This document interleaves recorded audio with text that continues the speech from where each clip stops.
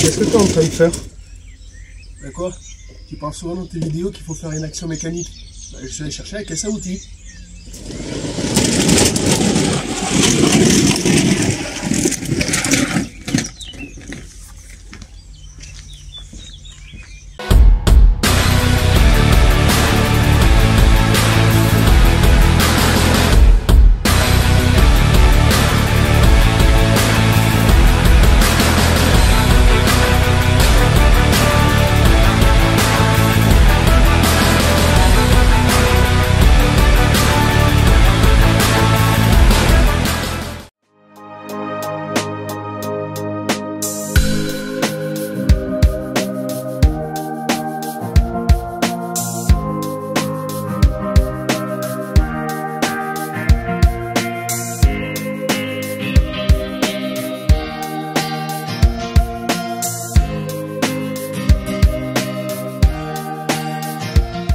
Coucou. Coucou. Soyez les bienvenus pour une nouvelle vidéo de Autoclinette. Je suis Eldridge et si c'est la première fois que vous visionnez l'une de mes vidéos, soyez les bienvenus sur ma chaîne YouTube. Aujourd'hui, on se retrouve pour un entretien esthétique intérieur et extérieur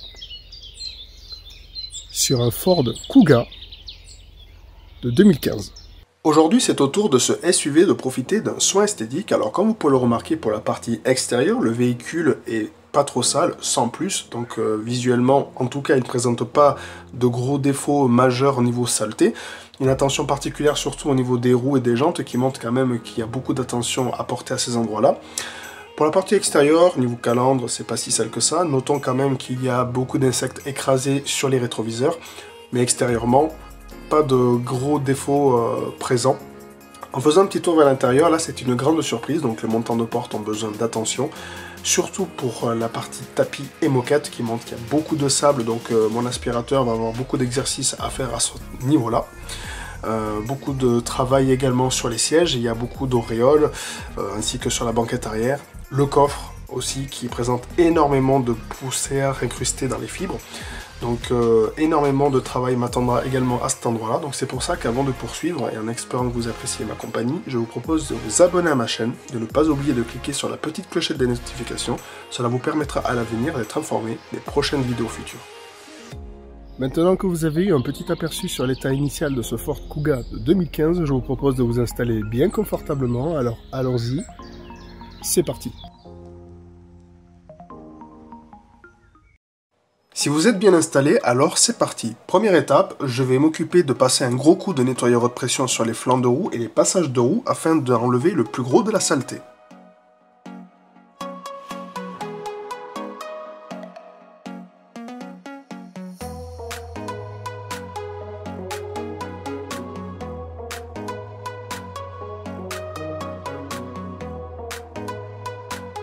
Après avoir dégrossi le plus gros de la saleté sur les flancs de roue et les jantes, je vais procéder au nettoyage de celle-ci. Alors j'utilise le Wheel Interior Cleaner de la marque Meguiar. C'est un nettoyant pour jantes et roues sans acide, au pH neutre. Donc je suis parti du principe que des fois on peut avoir de bonnes surprises en utilisant uniquement un nettoyant pour jantes au pH neutre afin de dégrossir la poussière de frein qu'il pourrait y avoir sur celle-ci. Mais il s'est avéré qu'en fait ce n'était pas efficace lors de mon premier test, car les jantes montraient clairement qu'elles n'avaient pas été entretenues depuis beaucoup trop longtemps. Donc en utilisant divers accessoires, brosse et pinceau, ce n'était pas assez efficace. Et du coup je suis parti sur un produit plus efficace, donc à savoir le Hard Rinse de la marque Caricla, qui lui est un nettoyant pour jantes au pH 13, donc réservé exclusivement quand on a des jantes très difficiles à nettoyer, avec beaucoup de poussière de frein. Donc du coup, faut faire attention car c'est un produit assez nocif, donc il est très important de porter un masque et des gants de protection. Donc du coup, j'ai combiné par la suite une décontamination ferreuse à l'aide du Iron Decon de la marque Meguiar. Donc c'est un décontaminant ferreux au pH neutre qui va adhérer sur la surface, donc à dissoudre toutes les particules ferreuses grâce à sa formule de gel. Et donc du coup, une fois que, grâce à sa couleur translucide, une fois qu'il est rentré au contact de ces particules-là, il va virer à la couleur mauve, ce qui est le signe qu'il a fait son travail. Et donc du coup, je réeffectue une nouvelle action mécanique, et ensuite je rince.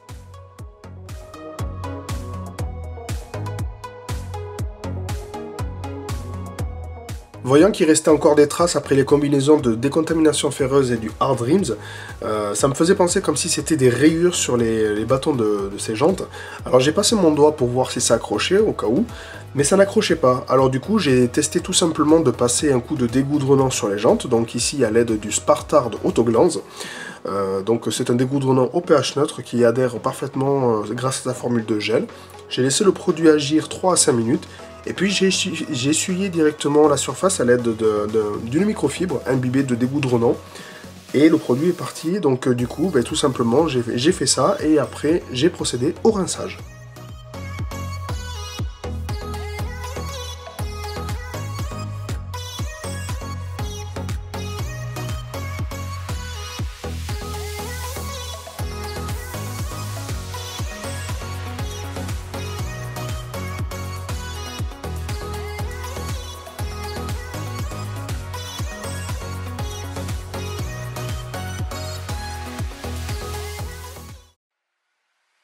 Après avoir nettoyé les roues, je vais procéder à l'une des étapes les plus importantes en esthétique automobile, donc le pré-lavage. Mais avant de réaliser cette opération, je vais pulvériser sur l'ensemble du véhicule un dégraissant polyvalent. Ici, c'est le Maxi Clean de la marque Carrecla. Donc il aura pour rôle pour cette tâche de supprimer la graisse ainsi que le film routier qu'il y a sur le véhicule. Et après, je vais pulvériser ici le EM7 de la marque Alchemy, car il y avait pas mal d'insectes écrasés sur la face avant du véhicule ainsi que les rétroviseurs. C'est un produit qui est hard et polyvalent car il peut également servir pour la méthode des dessous. Et j'ai rajouté en plus un additif moussant toujours de la même marque ici pour renforcer la force de nettoyage et aussi pour plus de fantaisie.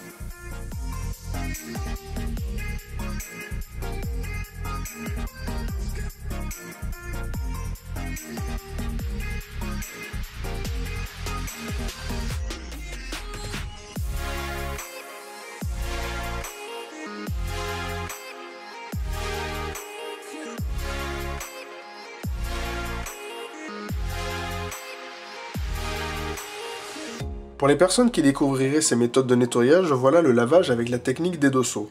Donc dans un seau, nous avons de l'eau claire froide et dans l'autre de l'eau chaude avec du shampoing. Au fond de chaque seau, nous avons ce que nous appelons une grille de garde. C'est une grille qui va nous permettre à chaque fois que nous allons plonger notre gant de lavage dans le seau de rinçage, de frotter notre gant contre cette grille afin de créer un flux circulaire qui va permettre de libérer le gant de toutes les impuretés qu'il y a sur celui-ci et de les laisser au fond du seau. Et après, nous replongerons notre gant de lavage dans notre seau d'eau chaude et ensuite continuer à faire élément par élément. C'est surtout pour éviter de causer des micro-rayures lors des étapes de lavage.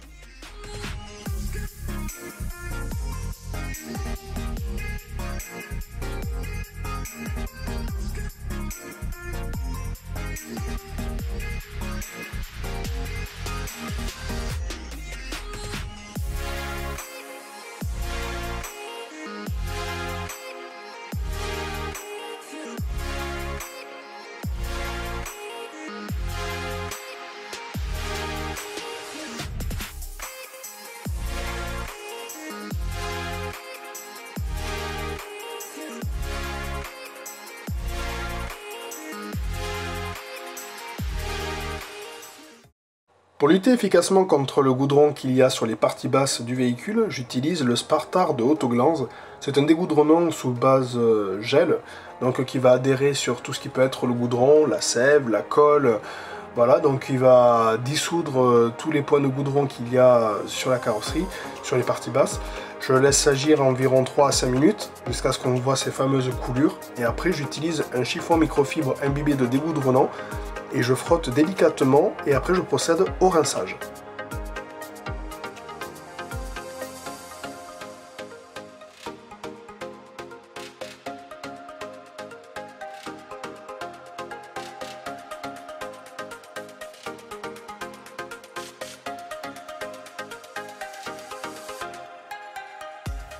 Après les étapes de dégoudronnant, je vais procéder à la décontamination ferreuse de la carrosserie. Alors j'utilise l'Iron 7 HD de la marque Alchemy 7. C'est un décontaminant ferreux au pH neutre qui peut servir pour les jantes tout comme la carrosserie.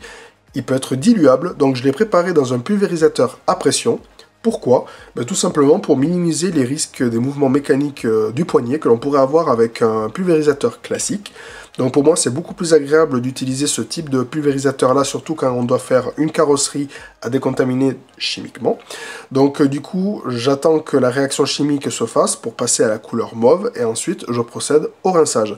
Mais vous allez remarquer que le véhicule n'était pas fortement très contaminé.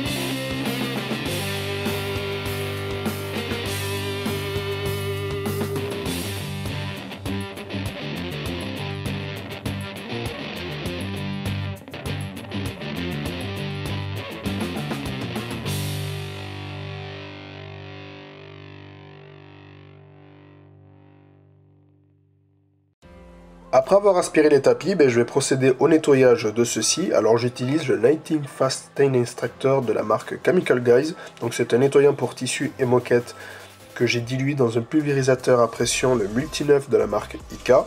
Donc je le vaporise directement sur le tapis. Je vais agiter le produit à l'aide d'une drill brush blanche, donc qui est très douce pour éviter d'endommager les fibres des tapis. Et ensuite, j'aspirerai tout le mélange souillé à l'aide de mon injecteur extracteur, le Jupiter de chez Lavor.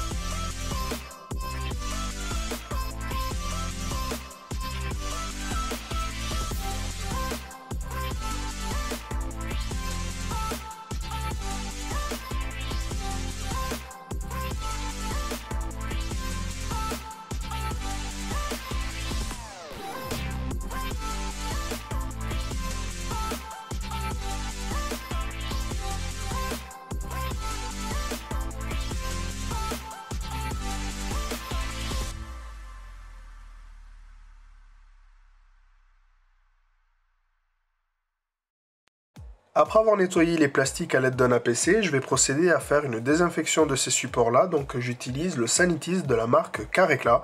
Alors c'est un nettoyant désinfectant qui va avoir pour rôle d'éliminer efficacement tout ce qui peut être les microbes, les bactéries, les champignons, les germes, toutes ces choses-là. Surtout par rapport à la crise sanitaire que l'on traverse tous actuellement. Donc c'est un produit qui est déjà prêt à l'emploi. Donc je le vaporise sur une microfibre, j'agite le produit et j'essuie les derniers résidus à l'aide d'une autre microfibre. C'est un précieux allié pendant cette mauvaise période que l'on traverse actuellement.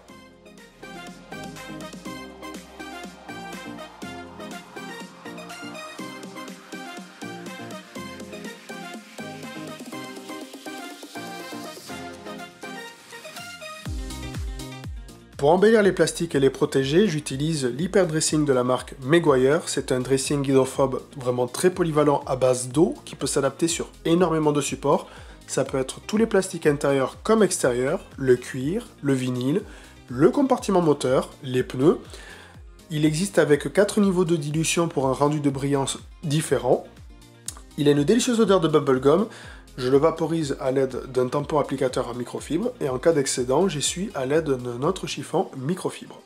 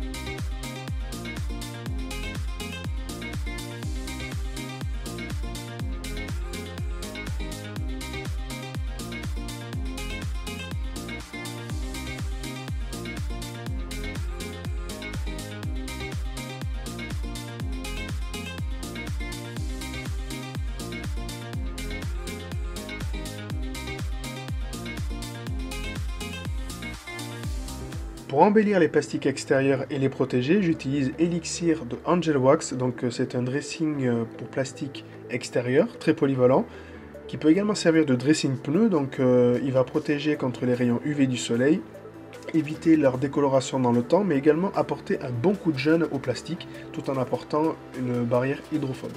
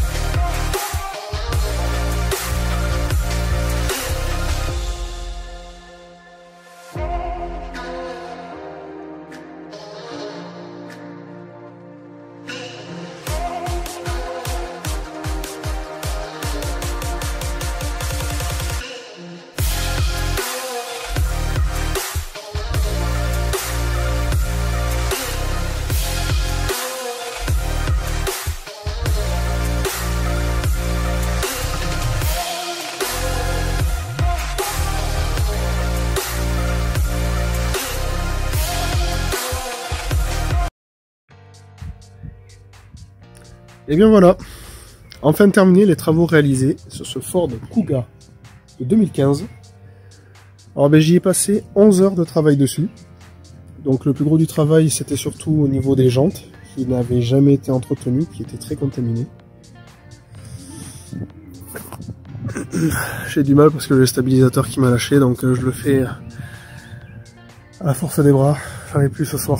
Voilà. Donc j'ai commencé comme je disais vers 7h15, 7h30 pardon, 7h45. J'ai fait une pause pour manger vers 13h on va dire. J'ai rattaqué vers 14h. Donc j'ai passé 3 heures de temps rien que pour la partie aspiration des moquettes. C'était bourré de sable. Donc ça c'était très long. Et après j'ai terminé vers 19h10 les travaux. Donc si on enlève la pause, je crois que ça fait à peu près aux alentours, on va dire 11 heures de travail. Donc voilà, mais du coup comme vous pouvez le remarquer, il a retrouvé une très belle élégance, ce familial, la clarté. Donc assez satisfait du résultat obtenu. Donc n'hésitez pas à me dire ce que vous en avez pensé en commentaire de cette vidéo, si ça vous a plu, vos remarques. Donc comme je vous l'ai déjà dit, j'essaie de faire une vidéo sur un entretien esthétique quand j'ai une occasion qui se présente. Donc c'est pour ça que j'alterne sur ma chaîne des vidéos courtes ou des vidéos un peu plus longues. Donc j'espère que vous avez apprécié cette vidéo. Et quant à moi, je vous dis à très bientôt pour une prochaine vidéo. Salut tout le monde!